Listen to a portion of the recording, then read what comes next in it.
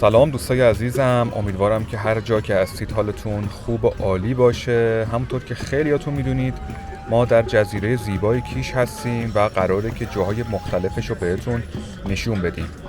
الان اومدیم به شرق جزیره، اینجا ساحل مرجان و اسکله مرجانه که یکی از جاهای دیدنی کیشه که دوست داریم که بریم و اینجا رو با هم دیگه ببینیم.